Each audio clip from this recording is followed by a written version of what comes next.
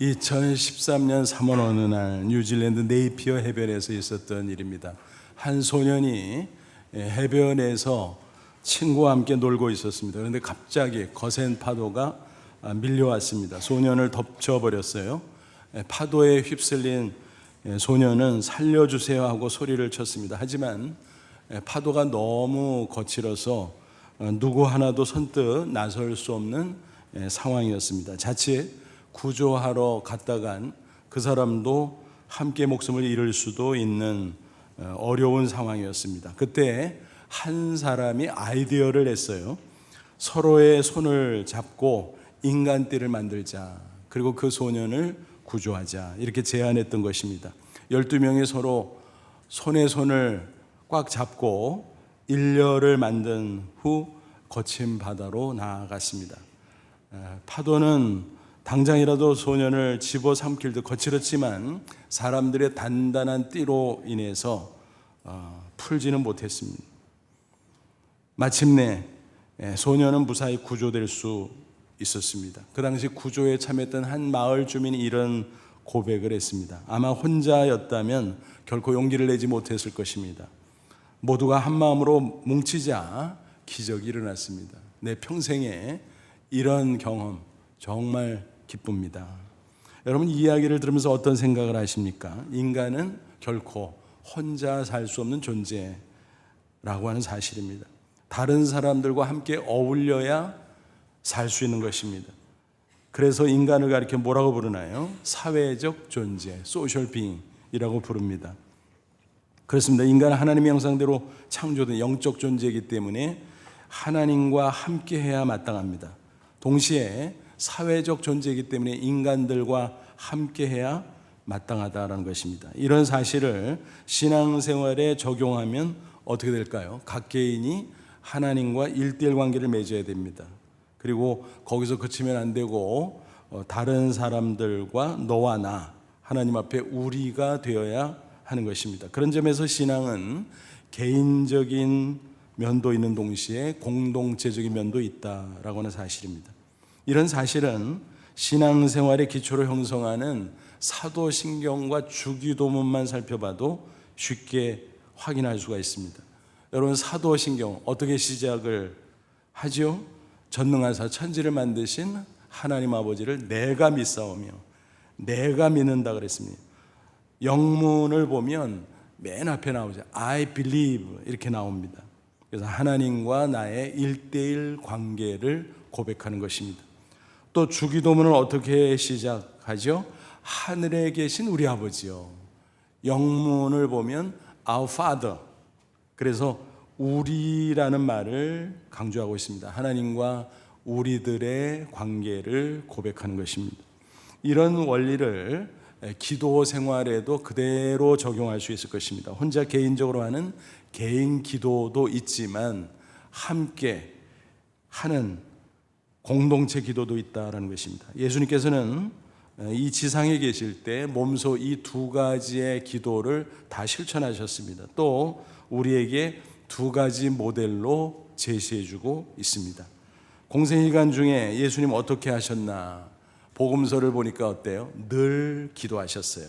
혼자서도 기도하셨고 제자들과 함께 때로는 많은 무리와 함께 기도하셨습니다. 특별히 마가복음 1장 35절 보면 매일 하루의 일과를 시작하면서 기도하시는 장면이 기록이 되어 있죠. 새벽 아직도 밝기 전에 예수께서 일어나 나가 한적한 곳으로 가서 거기서 기도하시더니, 그러니까 매일 새벽녘에 한적한 장소를 찾아서 혼자서 기도하셨다라는 것입니다. 하나님 아버지와 1:1 독대를 하신 것이죠. 그러면서 그날의 계획을 짰고 또 그날 행할 일을 준비했고, 그럼으로써 예수님은 날마다 승리할 수 있었던 것입니다. 때로는 특별한 문제가 있을 때에도 혼자서 간절히 기도하셨습니다. 12사도를 선택하실 때 혼자서 기도하셨습니다. 누가복음 6장 12, 13절에 이렇게 기록이 되어 있어요. 이때 예수께서 기도하시러 산으로 가사 밤이 새도록 하나님께 기도하시고 밝음에 그 제자들을 부르사 그 중에서 12를 택하여 사도라 칭하셨으니 혼자서 철야 기도를 하신 이후에 12사도를 선택했다라는 것입니다. 또 마태복음 14장은 오병이어의 이적이 나오잖아요. 보리떡 5개와 물고기 2마리로 5,000명이 넘는 사람들을 배불리 먹이신 이적. 그 일이 있자 사람들에게 난리가 났어요. 무리가 막 잔뜩 모여드는 것입니다. 그들을 예수님에게 무엇을 요구하려고 모여들었을까요? 떡을 계속 달라 이겁니다. 당신 왕으로 세우면 우리 먹고 사는데 지장 없다. 왕이 되어달라. 뭐 이런 요구를 하려고 예수님을 아주 끈질기게 따라 다녔을 것입니다. 말하자면 구원자 예수가 아니라 정치적인 메시아, 왕 예수를 그들은 원했던 것입니다. 그들의 요구에 응할 수가 없죠. 그래서 예수님은 그들을 따돌리고 혼자 산으로 가서 오래 기도하셨습니다. 마태복음 14장 23절 무리를 보내신 후에 기도하러 따로 산에 올라가시니라. 저물매 거기 혼자 계시더니 그랬습니다. 예수님이 이처럼 혼자서 기도하셨습니다. 뿐만이 아니라 제자들과 함께 기도하신 적도 많이 있었습니다. 그들에게 기도를 가르쳐 주시기도 했잖아요. 그게 바로 주기도문이죠. 특별한 상황이 닥쳤을 때도 함께 기도하셨습니다. 그 중에 겟세마네 동산의 기도 우리가 기억하죠. 십자가 죽음을 앞두고 예수님은 체포되기 직전 겟세마네 동산으로 제자들을 데리고 가셨어요. 그리고 함께 기도하자 말씀하셨습니다. 그때 뭐라고 하셨나요? 마태복음 26장 38절 이에 말씀하시되 내 마음이 매우 고민하여 죽게 되었으니 너희는 여기 머물러 나와 함께 깨어 있으라 하시고. 예수님이 고민했다고? 의아하게 생각할 수 있지만 이거는 아주 당연한 것입니다. 왜냐하면 예수님 하나님의 아들 맞습니다. 하지만 인간의 몸을 입고 이 땅에 오셨어요. 죄는 없으시지만 인성의 측면에서 우리와 같아요. 그러니까 모든 희로애락을 다 느끼셨어요. 십자가가 지금 예수님 앞으로 성큼 다가오고 있습니다. 그 고통, 수치 예수님은 예감하셨습니다. 그러니까 인간적으로 고민이 될 수밖에 없었죠. 져야 되지만 당장 고통과 수치를 당해야 되니까. 그런 가운데 또 제자들에게는 어떻습니까? 십자가 후에 그들이 겪을 고난들 예상하셨잖아요. 그러니까 제자들에게 야 고난이 몰아닥칠 거야. 그거 잘 대비해야 돼. 그러니 깨어서 기도해라. 그래서 함께 기도하자고 말씀하셨던 것입니다. 그런데 그들은 상황 파악이 안 돼서 기도하는 그 시간에 졸며 잤습니다. 그 한심한 모습을 보면서 예수님께서 말씀하십니다. 마태복음 26장 40절 41절 제자들에게 오사 그 자는 것을 보시고 베드로에게 말씀하시되 너희가 나와 함께 한 시간도 이렇게 깨어 있을 수 없더냐. 시험에 들지 않게 깨어 기도하라. 마음에는 원이로되 육신이 약하도다. 유명한 말씀이죠. 그러니까 너희들 왜 이러냐. 깨어서 기도해야지. 함께 기도하자. 그래야 환난이 닥치되 이길 수 있지 않겠냐.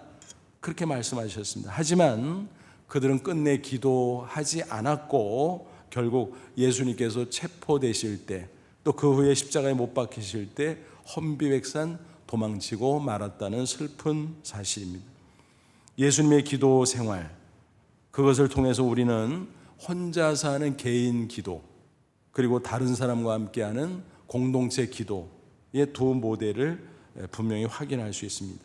오늘 본문에는 그 둘 중에 어느 쪽을 말씀하고 있습니까? 후자지요. 바로 다른 사람과 함께하는 공동체 기도에 대해서 예수님께서 강조해서 말씀하셨습니다. 19절 보세요.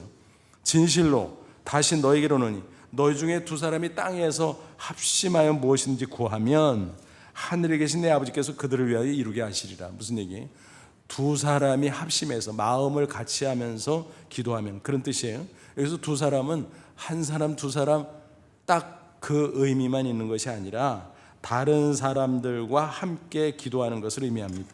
그럴 때 합심이 중요하다. 그래서 합심하다라는 단어를 영어 성경에서는 agree라고 하는 동사로 번역하고 있습니다. 그러니까 마음을 같이 한다는 거지요. 뜻을 같이 한다는 거지요. 헬라어 원어로는 심포네오입니다. 심포네오. 그 단어에서 영어에 심포니가 나온 거예요. 아, 심포니 알지 우리. 교향악 뭐 그런 거잖아요. 그래서 합심하다, agree, 헬라어 심포네오. 무슨 뜻인가 하면 본래 같은 소리를 내다, 화음을 맞추다 그런 뜻입니다. 그러니까 마음과 뜻을 같이 하면서 기도하라라는 것입니다. 그게 합심기도입니다. 비유해서 말하면 기도의 심포니라는 것입니다. 합심기도, 마음을 합하는 기도. 그것을 위해서는 기본적으로 함께 모여야 좋겠죠. 20절을 이어서 보세요. 예수님께서 뭐라고 말씀하셨나요? 두세 사람이 내 이름으로 모인 곳에는 나도 그들 중에 있느니라. 두세 사람, 하나 둘, 두 사람, 또 하나 둘 셋, 세 사람, 그게 아닙니다. 그 이상 얼마든지 함께 모여도 좋습니다. 그러니까 더불어 함께하는 기도를 가리켜 그렇게 말씀하신 것입니다. 그때 내 이름으로 모여서 기도하라. 예수님 이름으로. 무슨 뜻일까요? 예수님은 하나님과 인간을 연결해 주는 중보자라는 믿음의 고백을 하라는 것입니다. 인간은 본래 어때요? 죄인이잖아요. 하나님은 거룩하신 분. 그러니까 이 둘 사이에 만날 수가 없어요. 죄인인 인간이 감히 거룩하신 하나님 앞에 다가갈 수가 없어요. 그런데 가야 돼. 기도하려면 가야 되죠. 그럼 어떻게 해야 됩니까? 죄 문제를 해결해야 돼. 십자가 대속의 은혜를 믿음으로 죄 사함을 받고 의인이 되어야 됩니다. 그럴 때 의인으로서 또 하나님의 자녀로서 담대히 하나님께 나아갈 수 있는 것입니다. 그러니까 우리가 기도할 때 예수님의 이름을 대는 것은 내가 감히 하나님께 나갈 수 없지만 예수님의 십자가 은혜를 의지하며 나갑니다. 받아주세요. 내 기도도 들어주세요. 라고 고백하는 것입니다. 그러니까 예수님께서 우리의 구속자 그리고 우리의 중보자임을 믿음으로 고백하는 것입니다. 그래서 예수님께서 요한복음 14장 14절 보면 기도할 때 예수님의 이름으로 기도하라. 그렇게 분명히 말씀해 주셨습니다. 내 이름으로 무엇이든지 내게 구하면 내가 행하리라. 따라서 우리는 각자 개인적으로 기도할 때나 아니면 함께 모여 공동체로 기도할 때나 예수님의 이름으로 모여서 기도해야 될 것입니다. 그럴 때 예수님께서 성령으로 우리 가운데 임재해 주신다 말씀하셨습니다. 이 사실을 꼭 믿으시고 생생하게 기도할 수 있기를 바랍니다. 근데 여기서 한 가지 짚고 넘어갈 게 있어요. 한 장소에 모이지 않으면 합심 기도가 불가능한가요? 여러분 어떻게 생각하십니까? 우리가 교회나 어떤 장소에 함께 모여서 예배하고 기도하잖아요. 근데 늘 같이 있을 수 없잖아요. 그러니까 결국은 흩어져요. 사방으로. 집으로 가기도 하고 또는 직장으로 가기도 하고 곳곳으로 가고. 그러면 각자의 자리에서 혼자서 기도를 하는데 그러면 합심 기도가 불가능해지나? 어떻게 생각하세요? 그건 아닙니다. 몸은 흩어지고 따로따로 있어도 마음을 같이 할 수 있다면 또 같은 뜻을 가지고 기도할 수 있다면 얼마든지 합심 기도가 가능하다라고 하는 사실을 기억하십시오. 왜 그럴까요? 하나님은 어디서나 임재하시는 영이시기 때문입니다. 그죠? 우리가 모여 있을 때도 하나님의 성령을 통해서 함께 하시고 우리가 각자 여기저기 흩어져도 그곳에 다 하나님의 성령으로 함께 하시고 그렇지 않아요? 그래서 성령 안에서 우리가 설사 몸으로 떨어져 있다고 할지라도 하나님이 다 이렇게 품어주시는 거예요. 한 그룹으로.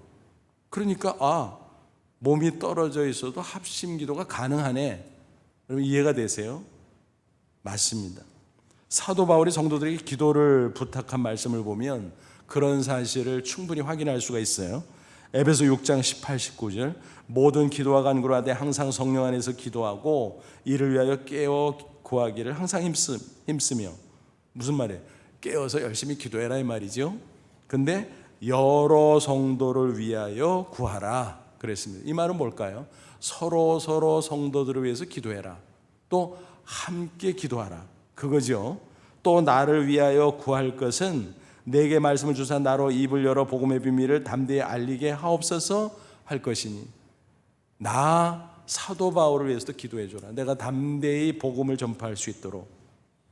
여러분, 에베소서는 사도 바울이 어디서 쓴 편지일까요? 로마입니다. 그래서 로마에서 멀리 떨어진 에베소에 있는 성도들에게 보낸 편지예요. 그 편지라면서 여러분들 기도 열심히 하세요. 서로 성도를 위해서 기도하세요. 같이 기도하세요. 떨어져 있는 사람들을 위해서도 기도하라는 거죠. 또 나를 위해서 기도하세요. 나도 여러분들을 위해서 기도합니다. 그러니까 무슨 얘기예요?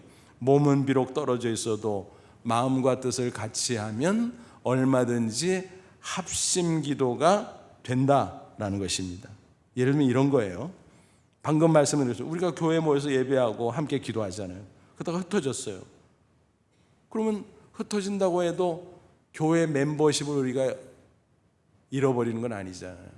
그것을 가지고 또 교회의 기도 제목, 또 성도들의 기도 제목을 놓고 기도할 수가 있습니다.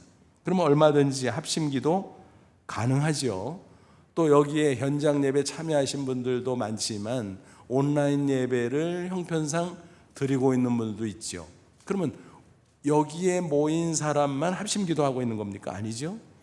온라인으로 연결되어 있지만 몸은 멀리 떨어져 있지만 다른 장소에서라도 성령 안에서 우리 교회를 기억하고 성도들을 기억하면서 마음과 뜻을 합쳐서 기도하면 얼마든지 우리 모두가 합심 기도를 하고 있는 것이다 라고 하는 것입니다. 가족들의 경우도 마찬가지입니다. 집에 항상 붙어 있는 게 아니잖아요. 일보러 나가잖아요. 학교도 가고 또 직장도 가고 여기저기도 가고. 그러면 밖에 나가 있을 때는 어때요? 마음을 같이 하고 뜻을 같이 하면 또 그곳에서 기도하면 가족들이 얼마든지 합심 기도를 하고 있는 것입니다. 심지어는 멀리 타지에 먼 지방이나 혹은 먼 외국이나 나가 있어도, 그러니까 몸은 얼마나 멀리 떨어져 있습니까? 하지만 같은 마음 같은 뜻을 가지고 기도할 수 있다면 얼마든지 합심 기도가 되는 것이다 라고 하는 것입니다. 이해가 되시죠? 그러므로 여러분 꼭 기억하시 바랍니다. 하나님은 우리 각자 혼자서 기도하는 거 기뻐하세요. 그런데 함께하는 합심 기도 엄청 기뻐하십니다. 아무쪼록 개인 기도뿐만 아니라 공동체 기도, 즉 합심 기도를 통해서 하나님을 기쁘시게 하고 응답받고 승리하는 저와 여러분 되시기를 주님의 이름으로 축원합니다. 그러면 이제 성경에 나타난 합심 기도 몇 가지 사례들을 살펴보면서 합심 기도의 축복을 구체적으로 살펴보죠. 먼저 가까운 이웃과 함께하는 합심 기도, 그것을 통해서 우리는 많은 축복을 누릴 수 있습니다. 예를 들면 가족, 또 성도들, 또 친지, 가까운 이웃들과 함께하는 기도입니다. 마가복음 2장 보면 어떤 사건이 나오나요? 예수님께서 가버나움에 가셔서 중풍병자를 고쳐 주십니다. 그 놀라운 이적이 기록되어 있는데 예수님께서 그 마을에 딱 들어가니까 벌써 소문이 쫙 퍼졌어요. 다른 데서 예수님이 진리의 말씀을 전했다, 또 병 환자들을 고쳐줬다, 그 소문을 듣고 구름대처럼 사람들이 몰려들었다라고 하는 것입니다. 그러니까 예수님께서 들어가신 그 집 앞에 사람들이 얼마나 많이 모였는지 발 디딜 틈도 없었다라는 것이죠. 특별히 문 쪽에는 얼마나 많이 모였겠어요. 그죠? 그런 가운데 한 중풍병자가 있었습니다. 이 사람은 늘 누워만 있는 사람이에요. 얼마나 낫고 싶었을까요? 그런데 예수님에 대한 소문을 귀가 번쩍 뛰었겠죠. 야, 예수 그분, 정말 그분이 하나님의 아들 메시아일까? 맞아. 이런저런 이야기를 들으니까 맞는 것 같아. 그러면 내가 그분을 꼭 만나야 되는데 그러면 나도 고칠 수 있겠지? 근데 문제는 혼자 갈 수 없잖아요. 다행히 사람들이 막 응원을 하고 격려해. 야, 가보자. 우리 중에서 좀 건장한 4사람 뽑자. 그래서 4사람이 침상채로 그 중풍병자를 메고 갑니다. 예수님이 계신다고 하는 그 집을 향해서. 근데 세상에 사람들이 너무너무 모였어요. 서서 비집고 들어가기도 어려운데 어떻게 침상에 누운 채로 예수님을 만날 수 있겠습니까? 불가능. 문 쪽에는 얼마나 많은 사람들이 있어요. 불가능. 근데 그들은 포기하지 않습니다. 왜? 예수님을 꼭 만나야 되니까. 믿음이 있으니까. 예수님 만나면 치유받아라는 굳센 믿음이 있으니까 그들은 포기하지 않고 방법을 찾았습니다. 어떤 방법을 찾았을까요? 저 뒤에 거기는 담이 쳐져 있으니까 사람들이 당연히 없지. 그런 거리로 사다리 놓고 올리지 뭐. 떨어지면 안 되니까 조심조심 올리고 지붕을 뜯어내. 이스라엘 가옥 구조는요, 더운 지방인데다가 아주 간단하게 지붕을 해서 올려놓기 때문에 그거 뜯어내는 거 일도 아니에요. 그래가지고 그 예수님이 계신 방 아래로 살살살살 조심조심 하면서 달아내렸다라는 것입니다. 여러분 한번 상상해 보세요. 인간적으로 생각하면요, 무례하기 짝이 없죠. 예수님께서 열심히 말씀을 전하는데 막 이상한 소리가 나더니 막 흙 같은 게 막 떨어지고 막 먼지가 나고 세상에 침상째 사람이 내려오는 거예요. 얼마나 어이가 없어요. 하지만 예수님의 반응은 어땠을까요? 오히려 그들의 믿음을 보시고 기뻐하셨어요. 마가복음 2장 5절, 예수께서 그들의 믿음을 보시고, 그렇죠? 그들의 행위 자체가 믿음의 표현이었고 그들의 행위 자체가 간절한 기도였습니다. 함께하는 합심 기도였습니다. 예수님께서 어떻게 하십니까? 그 병자를 보고 내 죄사함을 받았느니라. 그러니까 구경하던 사람들이 웅성거려요. 속으로 뭐라고 생각했을까요? 아니 무슨 죄사함을 준대 자기가? 뭐라고? 예수님 하나님의 아들이니까 당연히 가능하지. 근데 예수님께서 그걸 다 헤아리시고 뭐라고 이어서 말씀하셨어요? 여보시오들 내 말 좀 들어보시오. 죄사함을 받았느니라는 말하고 일어나서 너의 상을 들고 가라. 이 두 말 중에서 어느 게 쉽겠소? 어느 게 어렵겠소? 여러분 어떻습니까? 예수님에게는 둘 다 쉬워요. 둘 다 쉬워요. 뭐가 어렵고 뭐가 쉽고 그거 없어요. 예수님은 전지전능자인데 뭐 둘 다 쉽지. 근데 사람들이 보기에는 사실은 죄 사는 게 더 어려운 건데 근본적인 거니까. 근데 그건 티가 안 나잖아. 겉으로 티가 나는 건 뭐예요? 일어나서 중풍병자가 상을 들고 걸어가는 거. 이거는 당장의 진의가 드러나는 거예요. 그게 어렵다고 생각을 했겠죠. 그때 예수님께서 그럼 내가 해보지. 그 중풍병자는 일어나 상을 들고 걸어가라. 그때 어떤 일이 벌어집니까? 마가복음 2장 12절, 그가 일어나 그 상을 가지고 모든 사람 앞에서 나가거늘 그들이 다 놀라 하나님께 영광 돌리며 이르되 우리가 이런 일을 도무지 보지 못하였다 하더라. 그렇죠. 세상에 그런 일을 어떻게 봐요? 야, 이분이 정말 하나님의 아들 메시아가 맞구나. 모였던 사람들이 다 감동받고 믿게 되었다라고 하는 이야기입니다. 그 중풍병자는 병을 고침받을 뿐만이 아니라 죄상까지 받았겠지요. 얼마나 놀라운 축복입니까? 그 비결이 무엇입니까?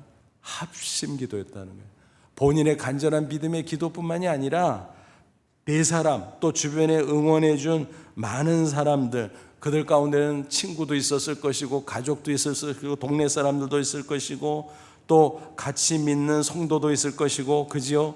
어울려서 함께 합심해서 기도했을 때 주님께서 너무 기뻐하면서 그 놀라운 일을 일으켜 주셨다라고 하는 사실입니다. 오랫동안 목회를 하다 보니까요, 성도들의 많은 간증을 접하게 됩니다. 그런 걸 저는 다 메모해놔요. 우리 교회에서는 프라이버시 때문에 제가 잘 소개 안 하는데 어디 집회 가면 그런 거 막 얘기해 주면 얼마나 많은 사람들이 감동받고 은혜 받는지 몰라요. 이런 가정들이 적지 않아요. 가족 중에 중병에 걸린 환자가 발생합니다. 그러면 본인은 물론 처음에는 당황하지만 결국 기도하지 않아요. 믿음의 사람이라면. 가족들, 또 친척들, 성도들, 구역 식구들, 아는 하여간에 믿음의 지인들 총동원해서 기도합니다. 기도 총동원령을 내리는 거죠. 그렇게 간절히 기도하는데 하나님께서 가만히 계시겠어요? 살아계신 분인데, 전지전능하신 분인데 당연히 응답하십니다. 그렇게 하다 보면 극적으로 하나님께서 치유해 주시는 경우가 허다합니다. 수두룩합니다. 일일이 말씀 못 드릴 뿐이지, 또 본인들도 그거를 내색하지 않을 뿐이지. 그럼 그렇습니다. 그러므로 우리는 비단 질병, 건강 문제뿐만이 아니라 우리의 삶 속에서 발생하는 온갖 가지각색의 모든 문제들, 크고 작은 것들, 별의별 문제들 다 하나님께 내놓고 기도할 수 있기를 바랍니다. 혼자서도 기도해야 되겠지만 이웃과 함께 기도할 수 있기를 바랍니다. 서로 요청하고 서로 위해서 기도하고 합심 기도할 수 있기를 바랍니다. 뭐 얼마나 문제가 많아요. 사업의 문제, 직장의 문제, 또 물질의 문제, 또 자녀들의 학업 진학, 취업, 결혼, 출산, 그 외에 크고 작은 뭐 세상 살면서 별의별 문제들이 다 있잖아요. 그거 위해서 합심 기도하시라는 거예요. 교역자들에게 알려서 합심 기도하시기 바랍니다. 교회 기도에 나와서 합심 기도하면 더 좋습니다. 특별히 금요 기도회 같은 경우는 그 심야에 성도들이 모여서 마음 놓고 풀어놓고 그냥 통성으로 합심해서 간절히 기도하잖아요. 그럼 거기서 응답의 놀라운 역사가 안 나타나겠습니까? 안 나타나면 비정상이지. 하나님이 살아계신데, 예수님이 살아계신데 그렇잖아요. 그러므로 부디 이웃과 함께 성도들과 합심해서 기도함으로 응답받고 승리하는 저와 여러분 되시기를 축원합니다. 그리고 또 하나 뭐예요? 교회와 함께하는 기도, 축복의 놀라운 기도입니다. 사도행전 12장 보면 교회가 핍박받는 사건이 기록되어 있습니다. 초대교회 시대죠. 예루살렘 교회. 헤로당, 그는 정통성이 없었어요. 로마 정부에 붙어 있는 괴뢰 정권이었습니다. 그러다 보니까 늘 민심에 신경을 써요. 한 번은 유대인의 환심을 사는 게 뭘까 하다가 기독교인들을 싫어하는구나, 유대인들이 유대인을 부인하고. 그래서 시험 삼아서 야고보 사도를 붙잡아 칼로 죽였습니다. 그거 너무너무 좋아하는 거예요, 유대인들이. 야, 이거구나 싶어가지고 아주 치고 올라가지 뭐. 그래서 수사도 베드로를 잡아들여요. 근데 마침 무교절 기간이라 관습상 처형은 할 수 없으니까 임시로 감옥에 가두었다가 절기가 끝나자마자 끌어내서 백성들이 보는 데서 공개 처형하자. 그럼 자기의 인기가 확 올라갈 줄로 계산했던 것입니다. 기가 막힌 상황이지요. 만약 베드로가 처형된다면 어떤 일이 벌어질까요? 예루살렘 교회는 지도자를 잃어버리게 되어 자칫 교회가 와해될 수 있는 절체절명의 상황이었습니다. 인간적으로 그럼 추록 가능한가? 가능성 제로였습니다. 하지만 성도들은 간절히 합심해서 기도합니다. 사도행전 12장 5절, 이에 베드로는 오게 갇혔고 교회는, 성도들은 그를 위하여 간절히 하나님께 기도하더라. 처형 전날 밤 어떤 일이 벌어졌어요? 천사가 베드로를 깨웁니다. 베드로는 아마 그도 기도했겠죠. 그리고 하나님께 맡기고 자기가 할 수 있는 게 없으니까 옆에서 군인들이 꽉 겨드랑이를 끼고 또 같이 자고 있습니다. 또 쇠사슬로 꽁꽁 묶여 있습니다. 이거 어떻게 나가요? 불가능하지. 어쨌든 기도하고 맡기고 자는 베드로, 천사가 나타나서 옆구리를 툭툭 쳐. 야, 일어나. 그래서 꿈인가 생신가 비몽사몽간에 깼어요. 그랬더니 가자. 그러더니 보초를 막 제치고 막 나가는 겁니다. 그러다가 마지막 철문이 열리더니 시내로 나갔어요. 시내에 나오면서 천사는 떠나고 베드로가 정신을 차렸어요. 꿈이 아니네, 생시네. 내가 시내에 있잖아. 감옥에서 나왔네. 이야, 신기하고 놀라운 일이 벌어졌구나. 그는 즉시로 성도들이 모여있는 교회 다락방에 모인 성도들에게도 갑니다. 성도들이 기도는 하지만 불가능하잖아요, 인간적으로. 그러다 보니까 막 기도하면서도 설마 하고 있었는데 베드로가 자기들 눈앞에 나타나요. 깜짝 놀랐습니다. 이야, 하나님께서 역사하셨구나. 여러분, 하나님은 이마만큼 합심 기도를 기뻐하십니다. 특별히 교회와 함께 기도하는 거 기뻐하시고 역사해 주십니다. 그 후에 교회는 더욱더 흥왕하게 되었다는 사실입니다. 이따금 병원 신방을 갈 때가 있는데 그중에 서울대 병원에 갈 때가 있어요. 근데 그때마다 제 마음속에 궁금한 게 있었어요. 뭐냐 하면 이렇게 한쪽에 병원 교회가 있잖아요. 아시다시피 국립병원이잖아요. 국립대병원. 기독교 계통 병원이 아니잖아요. 근데 어떻게 교회가 서 있지? 참 이상했어요. 근데 누구한테 물어볼 수도 없고, 그래서 궁금하다 그러고 있었는데 이 책을 읽다가 자초지종 사연을 알게 됐습니다. 하나님께서 이끄시는 삶, 간증집이에요. 서울의대 기독동문회 크리스찬 의사들이 간증문을 몇 페이지씩 쓴 것을 이렇게 묶은 그런 책입니다. 사연마다 얼마나 귀한 간증인지 몰라요. 근데 그 중에서 한 분의 간증문이, 야, 여기에 그 사연이 있구나. 그 주인공은 세문안교회 최규환 원로 장로님이십니다. 서울의대 명예 교수이기도 하시죠. 재직 당시에 기독 봉사회를 동역자들과 함께 조직을 했다고 합니다. 뭐 신우회 같은 거죠. 그래서 예배도 드리고 봉사활동도 하고, 그래서 교수, 전공의 학생, 간호사, 약사, 원무과 직원 등 100여 명이 모였다고 합니다. 그런데 장소가 없으니까 강의실을 전전하면서 빈대 찾아서 또 큰 행사일 땐 강당을 빌려서 그렇게 모였습니다. 근데 그러다 보니까 병원에 뭐 이런저런 행사들이 있으면 밀리잖아요. 그래서 시간을 또 급하게 변경하기도 하고, 아예 행사가 또 예배가 뭐 차질이 있는 경우도 있고, 그래서 너무너무 불편하고 힘든 일들이 생기게 됐습니다. 그러던 중 어느 교수님 한 분이 제안을 했습니다. 우리 병원 교회 건축을 위해서 기도합시다. 여러분, 기도하지 않는데 반대할 사람이 있어요? 반대하면 이상한 사람이지, 믿지 않는 사람이죠. 그죠? 그래서 다들 그렇죠 하고 동의를 해놨는데 속으로는 그게 되겠어? 왜냐하면 현실적으로 불가능하잖아요. 아니, 국립대학병원에 교회가 설 수 있겠어? 또 캠퍼스가 좁아서 필요한 건물들도 못 짓고 있는데 그게 가능하겠어? 또 회원들이 얼마 안 되는데 헌금을 한들 그 재정을 다 확보할 수 있겠어? 설사 그러한들 비기독교인들이 가만히 있겠어? 반대하고 데모하겠지? 그러니까 안 되는 이유들을 꼽아보니까 너무너무 많았어요. 그래도 기도했습니다. 어제도 공식적으로 동의를 했으니까 모일 때마다 기도하고 각자 기도하고, 그러다가 10년 만에 놀라운 일들이 생기기 시작했습니다. 광림교회에서 개척교회 지원을 위해서 재정을 모아놓은 게 있는데 그게 어떻게 잘 안 됐나 봐요. 그래서 이 서울대 병원교회 짓는다면 거기 보내겠습니다. 그런 의사를 전해 왔습니다. 시작이 됐어요.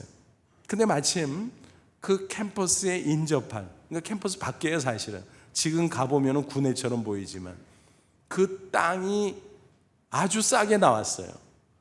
그것을 구입함으로 대지도 준비를 했습니다.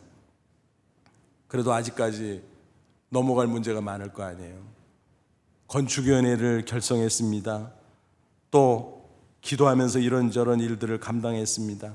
그래서 병원 당국과 협상해서 잘 됐고, 서울시 당국과 협상해서 잘 됐고, 또 재정이 모자라는 것은 영락교회와 세문안교회에서 거액의 헌금을 해주고, 그래서 마침내 한국 최초로 국립대학교 병원교회를 헌당하게 되었다라는 것입니다. 제가 그 간증문을 보면서 엄청난 기적이다. 여러분 그렇잖아요.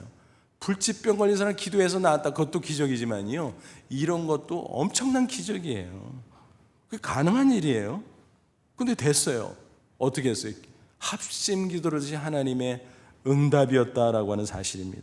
그만큼 하나님께서 합심 기도를 기뻐하십니다. 특별히 교회와 더불어 함께하는 기도 기뻐하십니다. 여러분, 그러므로 우리는 교회를 위해서 교회와 함께 기도하는 것 정말 중요한 사명으로 알고 실천해야 될 것입니다. 교회 여러 사역들, 행사들, 부서와 기관들, 성도들을 위해서 합심해서 기도하면 하나님께서 응답해 주실 것입니다. 교회를 축복하시고 부흥케 하고 성장시켜 주시고 하나님의 나라를 위해서 귀하게 쓰실 줄로 믿습니다. 여러분, 그 기도 제목을 어디서 찾아요? 주보 보세요. 주보가 다 이게 기도 제목이야. 광고에 뭐 사역 있지, 뭐 프로그램 있지, 뭐 행사 있지, 그거 다 기도 제목 아닙니까? 또 뭐 섬기는 일꾼들 부서 뭐 이런저런 거 다 소개가 돼 있잖아요. 그거 보면 다 기도 제목이야. 또 교회 홈페이지 들어가 보면 그거 다 구석구석 기도 제목 지천이에요. 또 해외 선교회에서 매월 A4 용지 앞뒷면 뭐 짧은 거지만 기도 원료, 선교 기도 원료, 그것도 좋은 기도 책자예요. 그런 거 활용하면요, 기도할 거리가 교회를 위해서 교회와 함께 너무너무 많아. 여러분, 우리가 개인적으로 기도할 뿐만이 아니라 이런 기도를 함께 할 수 있다면 하나님께서 기뻐하세요. 그리고 교회를 축복합니다. 교회가 은혜 가운데 축복받고 잘 되면 나는 어떻게 될까요? 나는 잘못될까요? 잘못될 수가 없지. 나는 교회 지체인데. 여러분, 교회를 사랑하는 거는요, 그리스도를 사랑하는 거예요. 왜요? 교회는 그리스도의 몸이거든요. 나는 그 몸의 지체거든요. 그러니까 공동명체. 그래서 교회를 위해서 기도하면 하나님이 들어주시고 게다가 나에게도 놀랍게 축복한다는 사실을 꼭 믿으시기를 바랍니다. 윈윈하는 것입니다. 아무쪼록 교회와 함께 교회를 위해서 기도함으로 더 풍성한 은혜를 받고 승리하는 저와 여러분 되시기를 축원합니다. 또 한 가지만 더 보면요, 민족과 함께하는 기도가 있어요. 이것도 엄청난 축복의 기도입니다. 사무엘상 7장 보면 사무엘 당시 이스라엘의 이야기가 있어요. 그들은 고질적인 적성국 블레셋의 침공을 받았는데 보기 좋게 격파했습니다. 놀라운 일이었어요. 사사시대 말엽이었는데 백성들은 우상 숭배라고 부패하고 그런 가운데, 타락한 가운데 하나님의 진노를 샀습니다. 하나님께서 이방족, 특별히 블레셋 족속을 일으켜서 이스라엘을 치게 하셨어요. 징계죠. 그러니까 늘 괴롭습니다. 땅도 뺏기고 성읍도 뺏기고 조공도 바치라고 막 협박하니까 맨날 뺏기니까 너무너무 궁핍하고 너무 고통스럽습니다. 그런 가운데 사무엘이 새로운 사사로 취임하죠. 그는 동시에 제사장 겸 선지자이기도 했어요. 그가 맨 먼저 사사로서 무엇을 했을까요? 백성들에게 모이라고 기도회를 소집했어요. 미스바로 모이십시오. 우리 하나님 앞에 그동안 잘못한 거 회개합시다. 그리고 나라 민족을 위해서 간절히 함께 합심해서 기도합시다. 미스바 성회를 소집했다라고 하는 것입니다. 그런데 정보가 새 나갔는지 그 틈을 타서 블레셋이 침공해 온 것입니다. 여러분 한번 상상해 보세요. 기도하는데 뭐 무장하고 합니까? 아니잖아요. 비무장이잖아요. 근데 갑자기 적군이 치고 들어오니까 야, 이건 보나마나 대패지요. 큰일 났습니다. 그쯤 되면요, 사실 인간적으로 보면 낙심할 만해요. 야, 기도하는데 왜 이런 일이 벌어져? 기도 소용도 없나 보다. 야, 기도하는데 오히려 잘못되네. 기도 다 걷어쳐. 하나님 계셔? 뭐 이럴 법합니다. 그러나 그들은 이미 깊이 기도에 들어갔기 때문에 믿음이 굳세어진 상태였습니다. 그래서 사무엘도 백성들도 오히려 그 위기 상황 속에서 더욱더 간절히 기도하게 되었다는 것입니다. 사무엘상 7장 9절, 사무엘이 젖먹는 어린 양 하나를 가져다가 온전한 번제를 여호와께 드리고 이스라엘을 위하여 여호와께 부르짖으며 여호와께서 응답하셨더라. 어떻게 됐습니까? 백성과 사무엘의 간절한 기도를 들으시고 하나님께서 갑자기 우르르 쾅쾅 우레를 발하셨어요. 블레셋은 놀라서 자중진한 이스라엘은 그저 추격하면 다 격파할 수 있는 대승. 모든 게 하나님의 은혜라는 뜻으로 에베네셀, 도움의 돌이라는 뜻이죠. 그 이름으로 성전비를 세웁니다. 그러다 보니까요, 블레셋이 겁을 집어먹고 옛날에 뺏어갔던 성읍 다 자진반환했어요. 게다가 주변의 이방 족속도 어때요? 알아서 설설 기게 됐어요. 얼마나 놀랍습니까? 6.25 당시 한국전쟁 당시 이야기예요. 전쟁 발발 짓고 파죽지세로 북한군이 밀고 내려와서 낙동강까지 후퇴하게 됩니다. 국군이. 기가 막히죠. 피난민들은 부산 쪽으로. 그러니까 그 꼬랑 집으면 요만큼 남았어. 기가 막히죠. 그러니까 크리스찬들은 교역자나 성도들이나 피난 대열에 합류할 수밖에 없어요. 왜냐하면 공산당하고 기독교회는 완전 상극이니까. 그 낯선 지방에 가서 어떻게 먹고 삽니까? 그런데 다행히 부산 지역의 교회들이 그들을 도와줬습니다. 숙식을 제공했습니다. 그런 가운데 8월 30일 초량교에서 구국기도회가 열렸어요. 교역자 250여 명이 모였는데 그 당시 교계 지도자 한상동 목사, 박형영 목사, 박윤서 목사 이런 분들이 기도회를 인도했어요. 말씀을 선포하고 합심해서 기도하고 첫날, 둘째 날, 셋째 날 하나님의 은혜 역사가 나타나기 시작했습니다. 그때는 예배당이 마룻바닥이잖아요. 거기에 막 떼굴떼굴 구르면서 회개하고 통곡하고 금식하고 합심해서 기도하고 난리가 났어요. 그 그 기도회가 마무리되고 나서 놀라운 일들이 벌어지기 시작합니다. 9월 15일 메가더 장군의 인천 상륙작전, 군사 전문가들이 확률상 5,000분의 1 성공률 안 된다 그랬습니다. 그런데 당당히 성공했잖아요. 또 이어서 서울수복, 9.28 서울수복, 역사적인 사건 아닙니까? 그것이 바로 성도들의 합심기도, 나라와 민족을 위한 합심기도의 결과였다는 사실을 우리는 분명히 믿습니다. 여러분, 요즘 나라를 위해서 기도할 점이 얼마나 많습니까? 국제정세 복잡하잖아요. 국내 정치 보면 한심하잖아요. 답답하잖아요. 경제도 너무너무 답답하고 어렵잖아요. 총체적인 난국입니다. 나라를 위해서 기도할 때 답답하지만 우리가 눈물흘려 기도해야 될 것입니다. 여러분, 과연 누가 애국자예요? 높은 자리에 있는 사람 아니에요. 큰 소리 치는 사람 어렸을 때는 아니에요.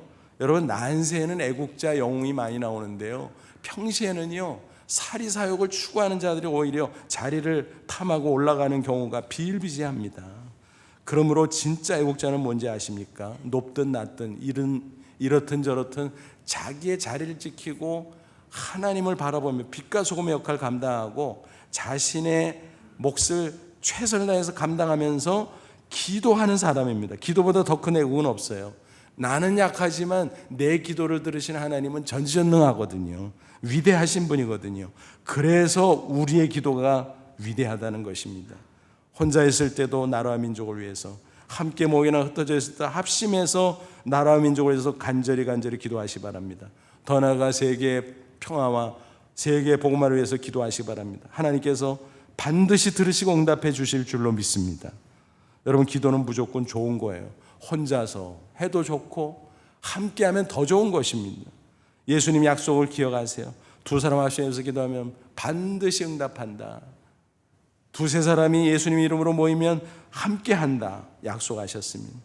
아무쪼록 이 약속을 붙잡고 함께하는 합심기도로, 또 개인기도로 날마다 승리하는 저와 여러분 되시기를 주님의 이름으로 축원합니다. 기도하겠습니다. 이 말씀 붙잡고 기도하자. 하나님, 그렇습니다.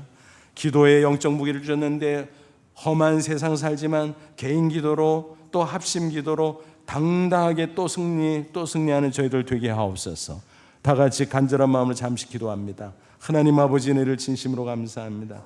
이 시간 주의 말씀으로 우리를 격려하시고 축복하시니 감사합니다. 하나님 앞에, 살아계신 전능자 앞에 기도합니다. 응답해 주옵소서. 우리가 합심해서 기도합니다. 응답해 주옵소서. 그래서 하나님의 살아계신 승리를 맛보게 하옵소서. 예수님의 이름으로 기도합나이다. 아멘.